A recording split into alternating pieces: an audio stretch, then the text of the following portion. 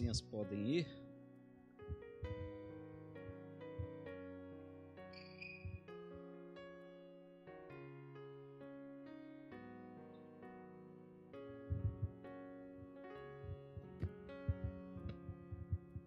Eu peço que você abra a sua Bíblia agora no livro de Apocalipse, capítulo 22, e nós vamos ler do versículo 8 até o versículo 17, e desse texto nós vamos extrair algumas lições, relembrarmos algumas verdades e aplicar para a nossa vida.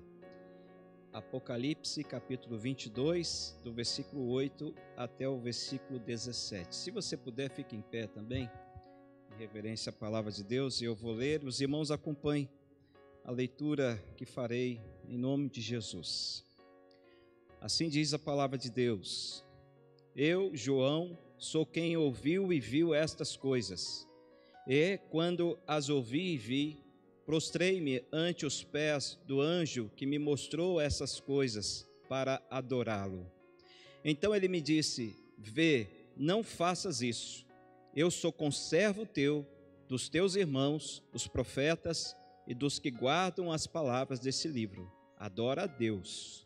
Disse-me ainda: Não seles as palavras da profecia desse livro, porque o tempo está próximo. Continue o injusto fazendo injustiça, continue o imundo ainda sendo imundo. O justo continue na prática da justiça, e o santo continue a santificar-se. E eis que venho sem demora, e comigo está o galardão que tenho para retribuir a cada um segundo as suas obras. Eu sou o Alfa e o Ômega, o primeiro e o último, o princípio e o fim. Bem-aventurados aqueles que lavam as suas vestiduras no sangue do Cordeiro, para que lhes assista o direito à árvore da vida e entrem na cidade pelas portas. Fora ficam os cães, os feiticeiros, os impuros, os assassinos, os idólatras e todo aquele que ama e pratica a mentira. Eu, Jesus, enviei o meu anjo para vos testificar estas coisas às igrejas. Eu sou a raiz e a geração de Davi, a brilhante estrela da manhã. Todos juntos? O Espírito e a noiva dizem: Vem. Aquele que ouve, diga: Vem. Aquele que tem sede, venha. E quem quiser, receba de graça a água da vida. Amém. Senhor, aplique em nosso coração a sua palavra e nos ensine as suas verdades pelo teu Espírito Santo. Em nome de Jesus. Amém. Pode se assentar, irmão.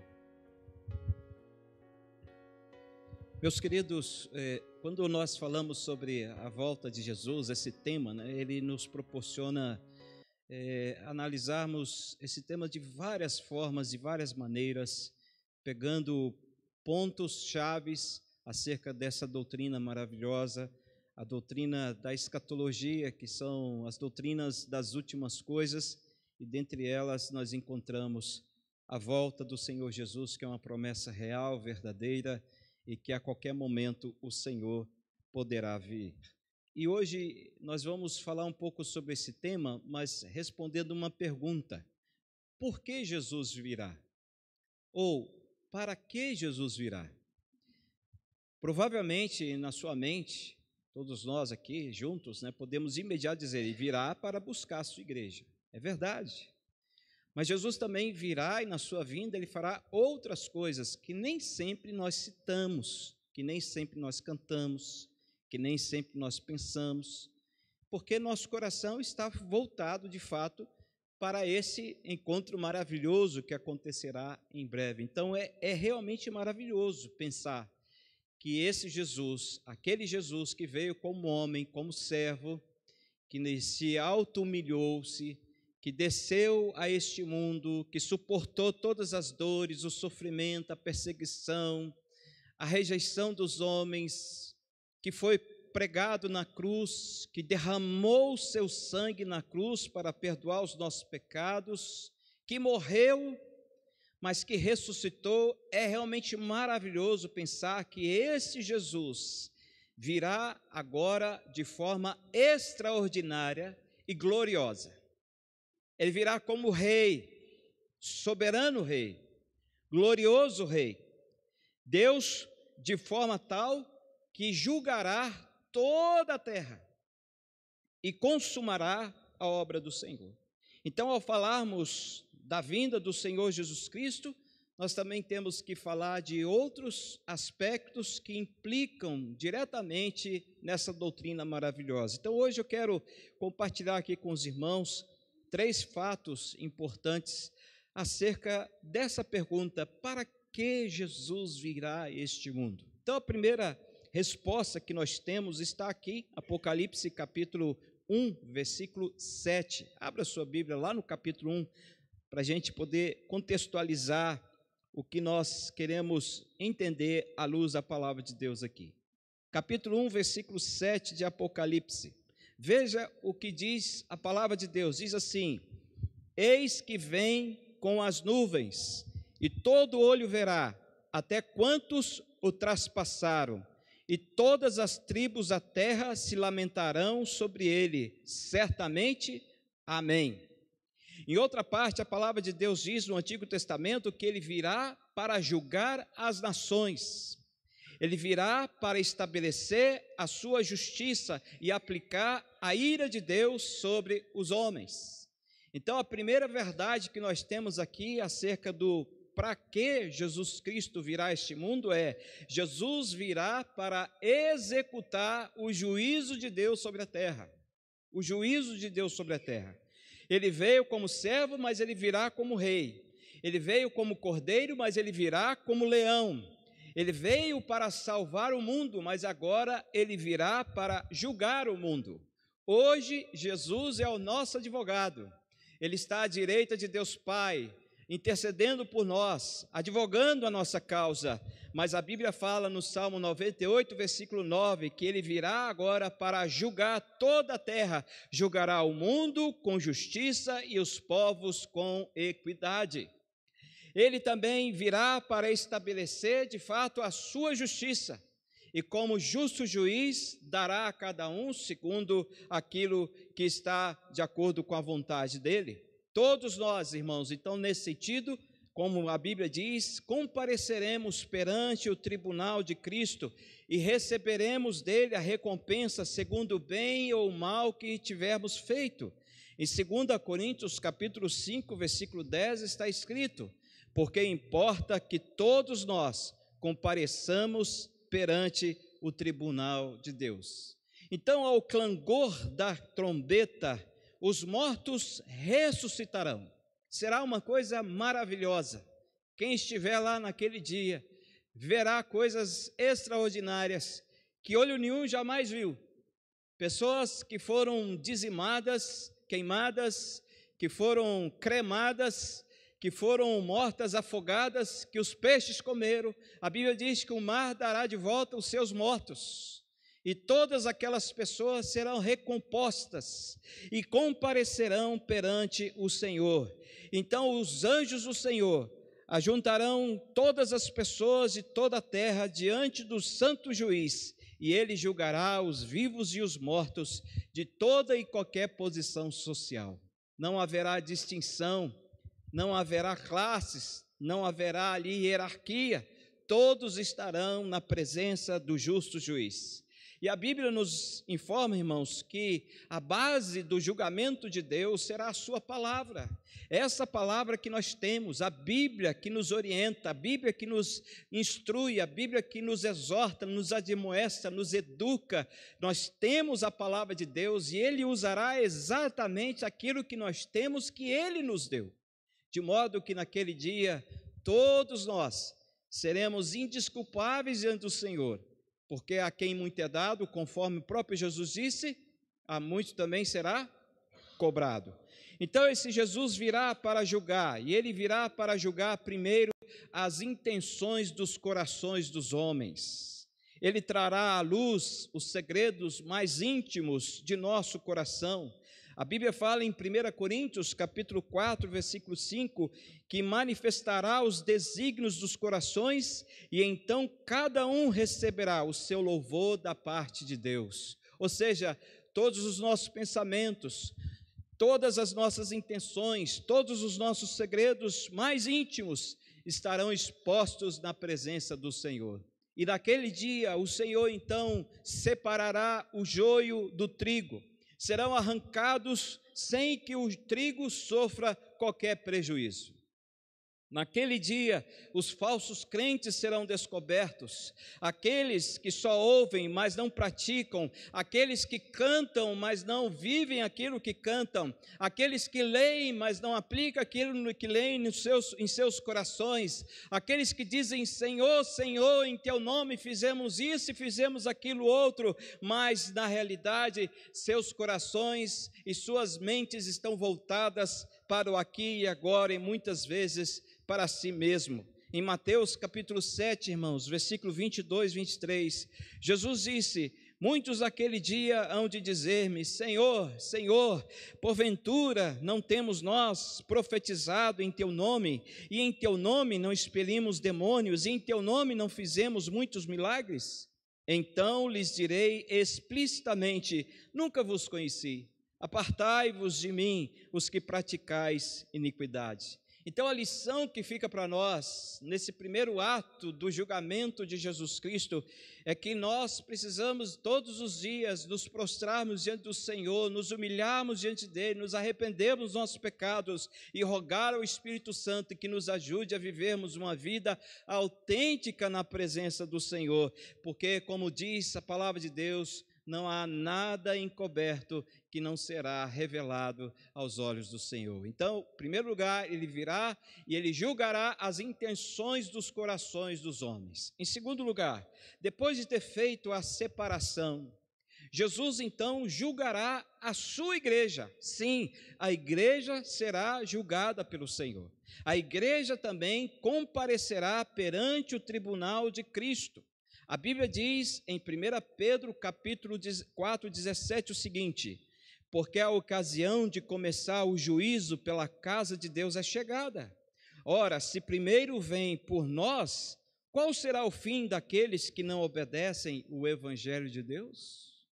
Então a igreja também comparecerá perante o tribunal de Cristo, e a palavra tribunal aqui, que aparece em 2 Coríntios capítulo 5, versículo 10, era onde os magistrados tomavam decisões de acordo com a lei daquela época e atribuía a inocência ou a culpa aos réus de conformidade com aquele julgamento.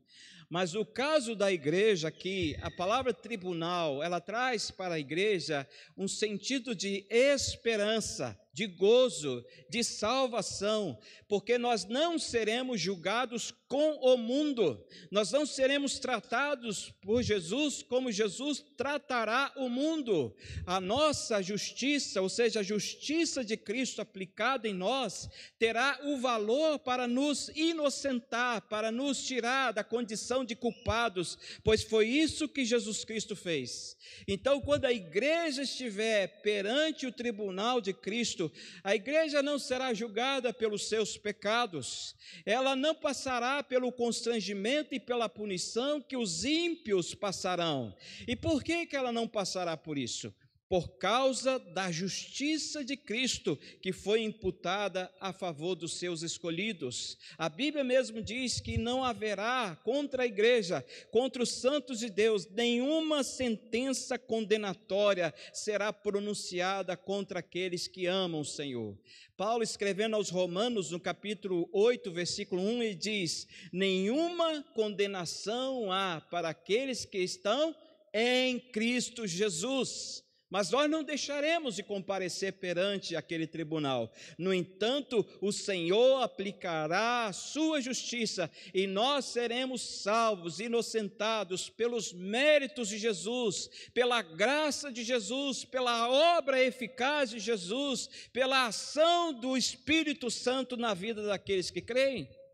Então, esse Jesus, ele julgará ali naquele dia as nossas obras. Sim, as nossas obras serão julgadas, a nossa fidelidade a Ele será julgada, a nossa obediência e o nosso amor por Ele, sim, serão julgados, porque aquele dia, irmãos, é chamado de o dia da prestação de contas.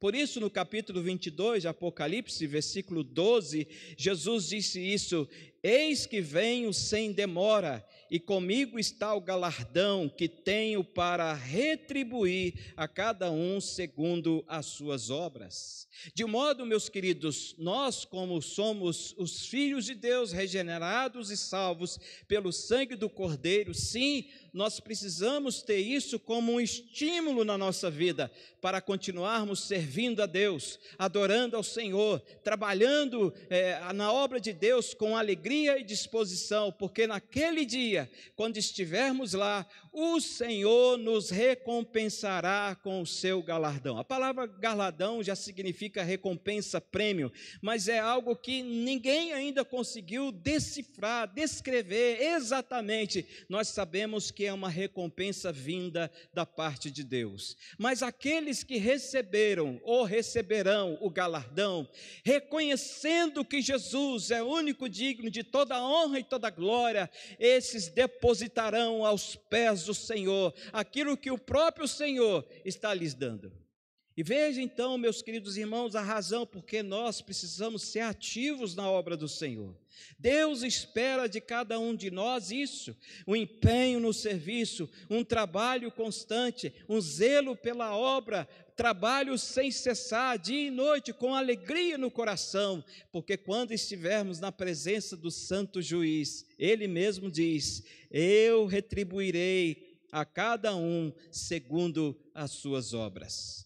Louvado seja Deus por isso, glória ao Senhor por isso. Nós não seremos condenados com o mundo, é verdade, glória a Deus por isso, mas se cada um aqui de nós e cada um dos servos do Senhor espalhados pelo mundo fizerem aquilo que o Senhor realmente deseja, então Ele recompensará naquele dia. Por isso que o tribunal aqui para a igreja é um lugar de esperança, um lugar de salvação, de gozo e de alegria.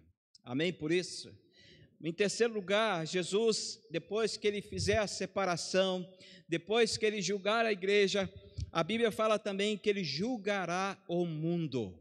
Lembra que Pedro falou: ora, se o juízo há de começar pela casa de Deus, por nós, o que será do mundo?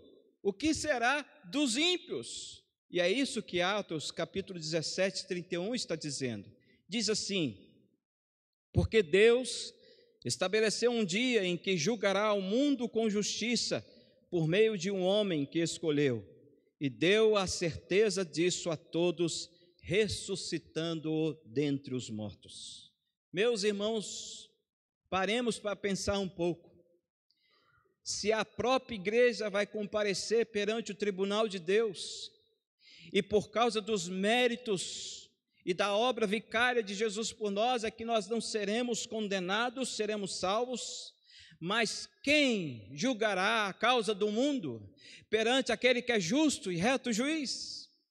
Quem agirá como um perfeito advogado para advogar a causa daqueles que negaram o Senhor, desprezaram o Senhor, que viveram à mercê e na prática do pecado? A Bíblia diz que naquele dia haverá juízo, e juízo tremendo, juízo sem igual. Todas as nações tremerão de medo, porque não haverá como escapar do julgamento de Deus. Os livros serão abertos e todas as obras, sejam boas ou sejam más, serão reveladas. Todos os pecados ocultos serão revelados e passarão pelo fogo do juízo, porque a Bíblia diz em Eclesiastes 12, versículo 14, porque Deus há de trazer a juízo todas as obras, até as que estão escondidas, quer sejam boas, quer sejam más. Até o código-fonte nós vamos ficar sabendo naquele dia. Nós vamos saber de coisas que o mundo inteiro não sabe. Os mistérios mais tremendos, mais escondidos, serão revelados na presença do Senhor. Porque a Bíblia diz que em 1 Coríntios 3, versículo 13, manifesta se tornará a obra de cada um, pois o dia a demonstrará, porque está sendo revelada pelo fogo. E qual seja a obra de cada um, o próprio fogo provará. Não há, irmãos, naquele dia, nenhuma chance para alguém tentar negociar, fazer uma barganha com Deus. Não há como dar um jeitinho, não há como corromper alguém, não há como se livrar daquele julgamento, porque tudo será trazido à tona, todas as ideias, pensamentos, projetos, intenções, todas as coisas mais íntimas serão reveladas aos olhos do Senhor. Em Mateus capítulo 12, 36 está escrito: digo-vos que de toda palavra frívola que proferirem os homens, dela darão conta no dia do juízo. Então, note que não somente as obras, mas as palavras fúteis, as palavras desnecessárias, as palavras que não glorificaram a Deus, que não louvaram a Deus, dessas palavras também nós haveremos de prestar contas diante do Senhor.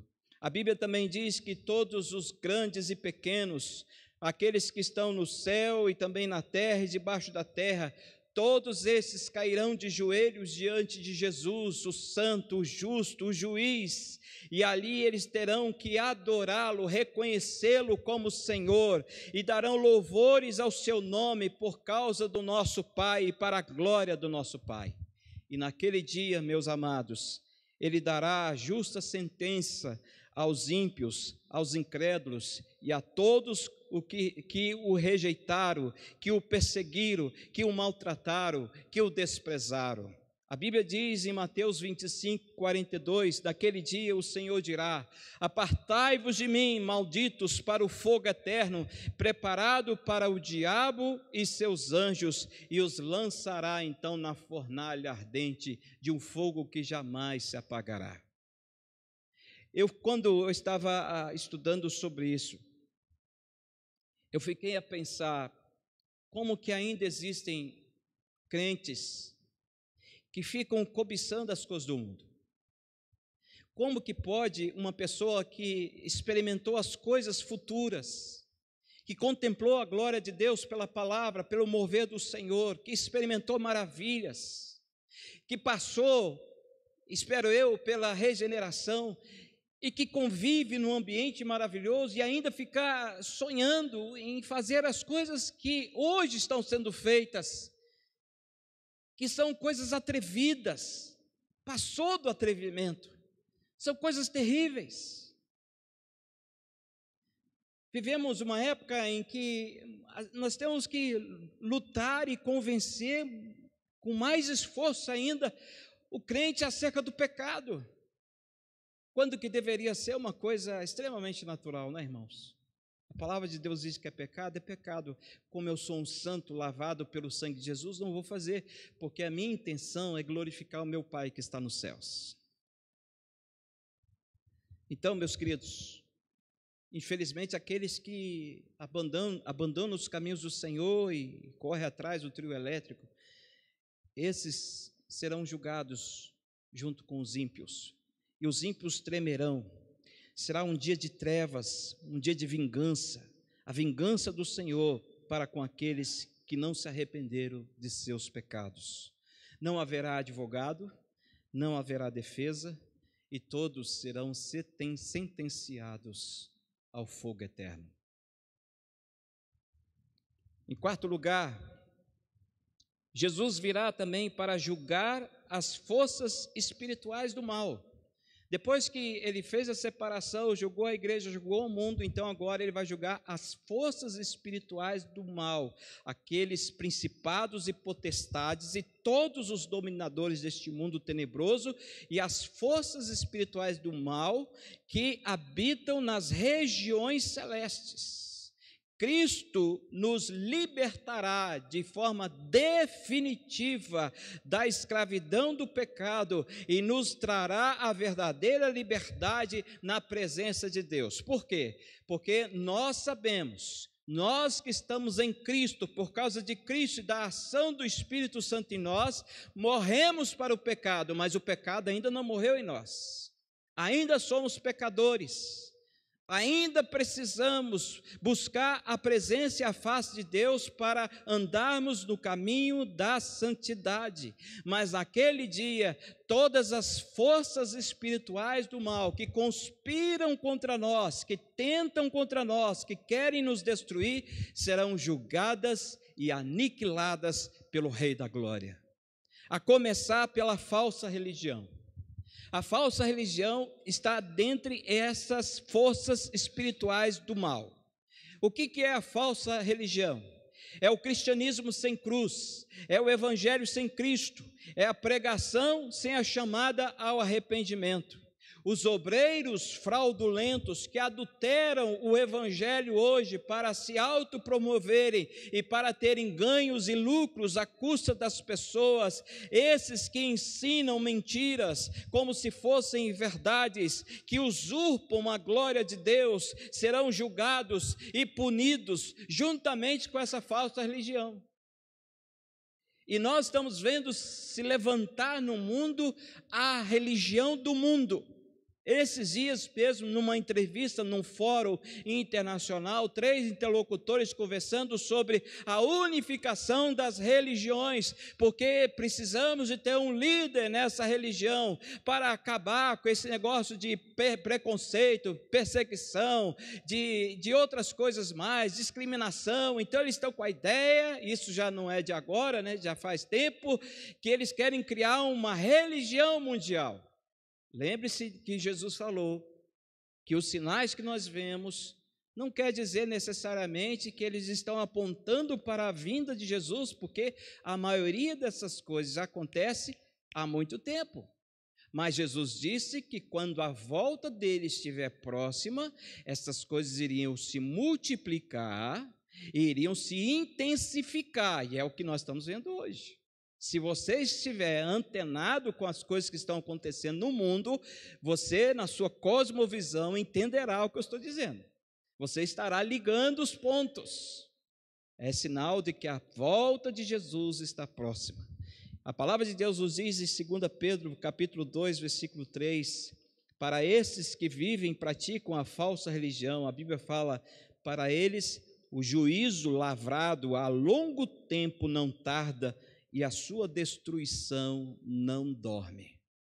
Então, naquele dia, não haverá bispo, não haverá pastores, não haverá evangelista, não haverá apóstolos, nem profetas, nem bispas, nem profetisas, e nem apóstolas, nada e ninguém poderá se colocar na presença do Senhor e argumentar contra Ele. Tais enganadores serão destruídos juntamente com essa falsa religião. Essa força espiritual do mal também inclui o anticristo. O anticristo, ele já está presente no mundo. Ele já está, ele só ainda não se revelou, mas ele já está. E o anticristo é o agente de Satanás. O anticristo será o porta-voz de Satanás. Satanás vai fazer tudo através desse anticristo. E ele fará milagres, ele enganará muitos, se possível até alguns eleitos, perseguirá os cristãos e se declarará o inimigo supremo de Deus. Assentará no lugar de destaque e comandará essa falsa religião do mundo que se levantará. Ele é descrito na Bíblia como o homem da iniquidade, o filho da perdição, o qual se opõe e se levanta contra tudo que se chama Deus ou é objeto de culto, de assentar-se no santuário de Deus, ostentando-se como se fosse o próprio Deus. O próprio Deus. Quando Jesus voltar, a Bíblia fala em 2 Tessalonicenses, capítulo 2, versículo 8, que Jesus o matará com o sopro de sua boca e o destruirá pela manifestação da sua vinda. Não é, agora tem que ser um glória a Deus. Porque este homem da iniquidade, o filho da perdição, ele causará muitos danos no mundo inteiro. Mas nota a grandeza, a majestade do nosso Jesus, apenas com o sopro de sua boca, ele o matará, ele o destruirá, Isso prova de que nós não servimos a um Cristo fabricado pelo mundo, nós não servimos a um Jesus que continua crucificado na cruz, nós não servimos a um Jesus que ajuda a cumprir certos rituais da vida das pessoas. Nós servimos o Jesus que é o Cordeiro que morreu, mas ressuscitou, que está vivo, assentado na destra de Deus e que virá em glória em seu grande cavalo branco, marchando sobre as nuvens e julgará o mundo inteiro e destruirá as forças espirituais do mal e nos livrará para sempre das garras do mal e do pecado. Junto com a besta, ele, o anticristo e a besta, os dois serão lançados vivos dentro do lago de fogo que arde como enxofre, conforme diz Apocalipse, capítulo 19, versículo 20. Mas também tem o diabo. O diabo está dentro desse contexto das forças espirituais do mal. Ele é a personificação do mal, ele é o nosso adversário, ele é o principal tentador, ele luta para destruir a igreja, ele luta para nos fazer cair, ele luta para nos desanimar, ele luta para nos desviar dos santos caminhos do Senhor, mas a Bíblia diz que o Senhor Jesus também o destruirá. Quando Jesus voltar, Jesus colocará Satanás debaixo dos nossos pés, Romanos 16, 20, e o lançará para dentro do lago de fogo e enxofre, onde já se encontram não só a besta, como também o falso profeta. E a Bíblia diz: e serão atormentados de dia e de noite pelos séculos dos séculos. Dá para me dizer isso aí? Atormentados de dia e de noite pelos séculos dos séculos. Apocalipse capítulo 20, versículo 10. Sabe aquelas noites assim que você está gripado, ou tem alguma enfermidade, e você não consegue dormir, aquilo te atormenta, rouba a sua paz, mas passa, né? Como já passou aqui na vida de todo mundo, glória a Deus por isso. Agora imagine estar num lugar onde a pessoa será atormentada de dia e de noite. Por quanto tempo? Pelos séculos dos séculos. Jesus virá para julgar. Em segundo lugar, para que Jesus virá ao mundo? Jesus virá ao mundo também para buscar os seus eleitos. Aí sim, cai naquilo que nós normalmente falamos quando ouvimos essa pergunta: por que Jesus virá? Jesus virá para buscar a sua igreja. Amém? Quem vai subir aqui, diga amém. Amém. Então Jesus voltará para buscar os eleitos. A Bíblia compara o céu, irmãos, a uma festa de casamento. Em 1 Coríntios, capítulo 11, versículo 22, está escrito: aproveitemos este momento que o Senhor nos concedeu para tomarmos providências, para que Cristo seja honrado pelo Pai, quando vier em sua glória e na glória com que Ele nos adornou. A palavra adornar aqui está se reportando a um preparativo para um casamento. Por isso que um dos nomes dados à igreja é a noiva de Cristo. Então, aquele encontro com Jesus será o encontro da festa do casamento. Estaremos ali, como diz Paulo aos Efésios, adornados, sem rugas, sem máculas, sem pecado, sem qualquer defeito, pura e santa na presença do Senhor, e estaremos livres então para sempre de todo tormento, de toda dor, todo sofrimento, toda angústia, toda enfermidade, toda tentação, qualquer coisa que tente contra nós, estaremos livres para sempre daquilo, porque o Senhor virá para nos buscar e estaremos com Ele para sempre. Jesus voltará, irmãos, não sozinho, lembre-se disso, mas Ele virá acompanhado dos crentes triunfantes que já estão no céu, da igreja que já está no céu, da igreja que já recebeu o seu galardão, da igreja que está na presença dele com as suas vestes lavadas pelo sangue do Cordeiro, da igreja que está diante do trono louvando o nome do Senhor. Ele virá com a sua igreja para buscar os eleitos que aqui na terra estarão. Mateus capítulo 24, 31 está escrito: e ele enviará os seus anjos com grande clangor de trombeta, os quais reunirão os seus escolhidos dos quatro ventos, de uma a outra extremidade dos céus. Então, na segunda vinda de Cristo, finalmente teremos a consumação da obra da salvação em nós. Será o resgate final, será o momento maior da vida daqueles que perseveraram na presença do Senhor. Amém por isso? Que glória, que maravilha, estaremos para sempre com o Senhor. Por isso que Paulo, escrevendo aos Filipenses, capítulo 1, versículo 6, ele diz assim: eu estou plenamente certo que aquele que começou boa obra em mim, há de completá-la até o dia de Cristo Jesus. Quando ele voltar, essa obra será completa. Portanto, você que é salvo, você que é regenerado, você que ama o Senhor e tem andado na presença de Deus, guarde as palavras de Hebreus 9, 28 em seu coração, quando ele diz: assim também Cristo, oferecendo-se uma só vez para levar os pecados de muitos, preste atenção, aparecerá segunda vez, sem pecado, aos que esperam para salvação. Ele aparecerá para aqueles que esperam para salvação, para aqueles que perseveraram, para aqueles que andaram fielmente na presença do Senhor pelo caminho estreito, aqueles que suportaram as coisas que nos fazem sofrer, aqueles que passaram pelo vale de lágrimas e até pelo vale da morte, mas a promessa está aqui: ser fiel até a morte e dar-te-ei a coroa da vida.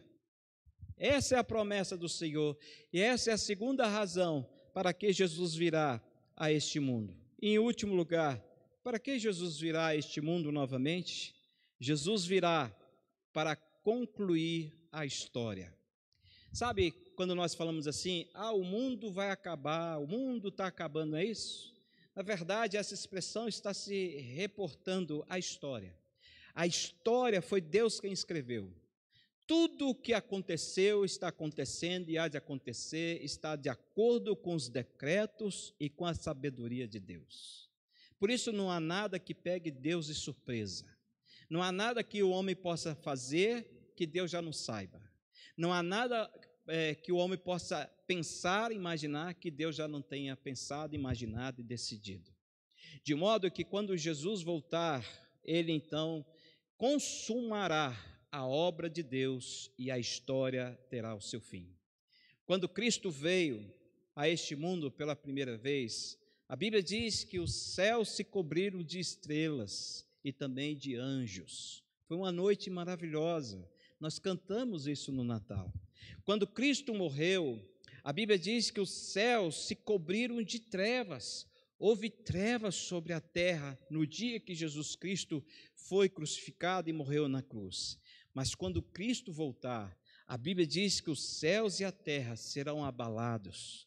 Todas as coisas que nós vemos como elas estão serão abaladas. A Bíblia chega a dizer que as estrelas cairão, o universo será abalado, sairá da sua ordem, da sua normalidade, as coisas ficarão confusas para nós, mas tudo perfeito aos olhos daquele que é perfeito, o nosso Deus. E a verdade é que a volta de Jesus, então, marcará o fim do mundo, como também será o fim da oportunidade daqueles que ainda hoje têm a chance de ouvir o Evangelho, se arrepender dos seus pecados e se render ao Senhor Jesus Cristo. Quando a trombeta tocar, acabou a oportunidade. Não há mais nada a ser feito. Não há mais a quem recorrer, porque chegou o fim. Chegou o fim. Entretanto, para aqueles que são salvos, para os eleitos, escolhidos do Senhor, a volta de Jesus será uma ocasião de grande alegria, de grande gozo e de grande festa para aqueles que esperam ansiosamente a vinda do Cordeiro. Não só essa volta de Cristo traz consigo o fim dos problemas, mas também traz com ele o início de uma nova vida, uma eternidade de paz, uma eternidade de justiça, uma vida que é eterna na presença do Senhor. Será um momento de coroação, de recompensa, de consolo e de descanso para aqueles que creem e que esperam no Senhor. Por isso, meus amados irmãos, esperemos ansiosamente a vinda de Jesus Cristo com os nossos corações voltados para Ele. Estejamos preparados para que quando tocarem a trombeta, possamos dizer: Maranata, amém, Senhor Jesus Cristo.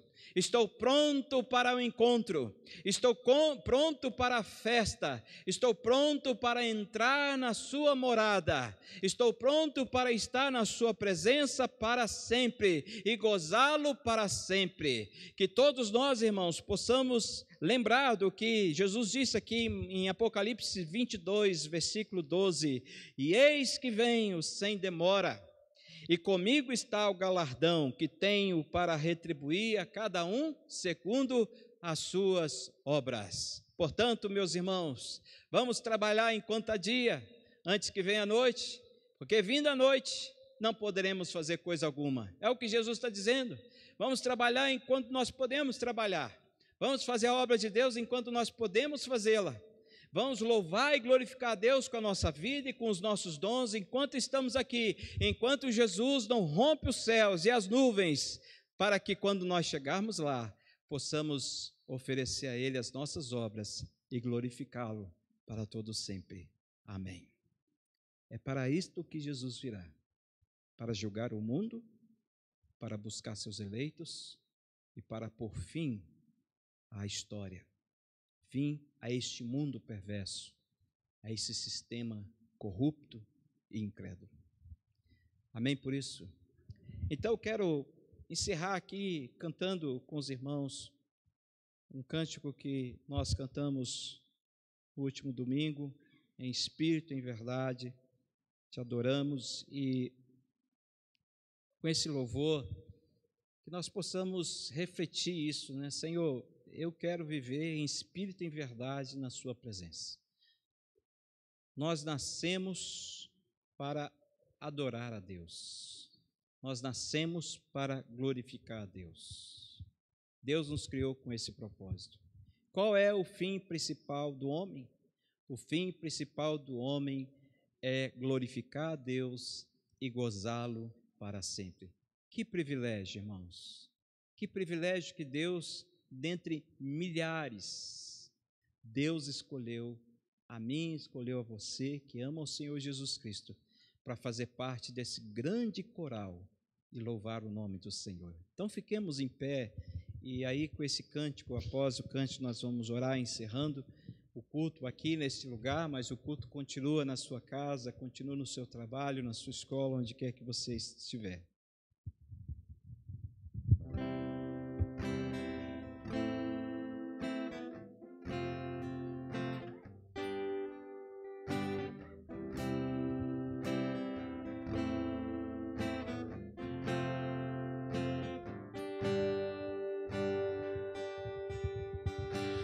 Espírito, enche a minha vida. Espírito, enche a minha vida. Enche-me do teu poder, pois em ti eu quero ser. Espírito, enche o meu ser. Aleluia, Jesus. Espírito, enche a minha vida. Espírito, enche a minha vida. Enche-me do teu poder, pois de ti eu quero ser. Espírito, Espírito enche o meu ser. As minhas mãos, Senhor, quero levantar. As minhas mãos eu quero levantar e em louvor te adorar. Meu coração eu quero derramar diante do teu altar. As minhas mãos eu quero levantar e em louvor te adorar. Meu coração eu quero derramar diante do teu altar, diante do teu altar, diante do teu altar. Ó Santo Espírito de Deus, continue enchendo o nosso coração com o seu poder, para que possamos, Senhor, viver com expectativa e alegria a grande volta do Senhor Jesus Cristo, para que possamos viver em santidade na presença do Senhor, para que possamos, ó Deus, viver testemunhando do seu amor, glorificando o teu nome, Senhor, em cada ato, em cada palavra, Senhor, que dissermos.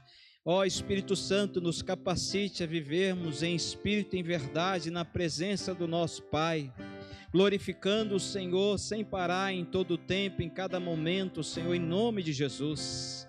Santifica a sua igreja, Senhor, na sua palavra, pois a sua palavra é a verdade.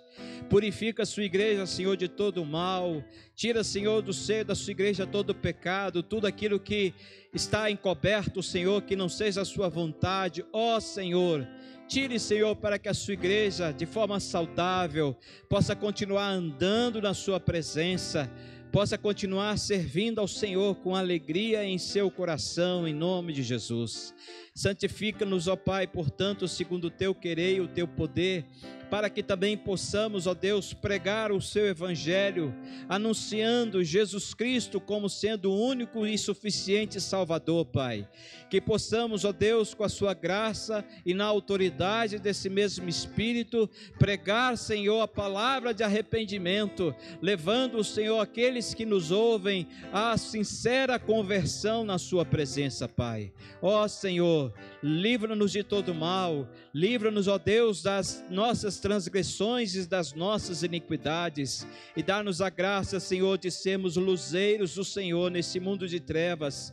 Dá-nos a graça, Senhor, de sermos diferentes para fazermos a diferença em nome de Jesus.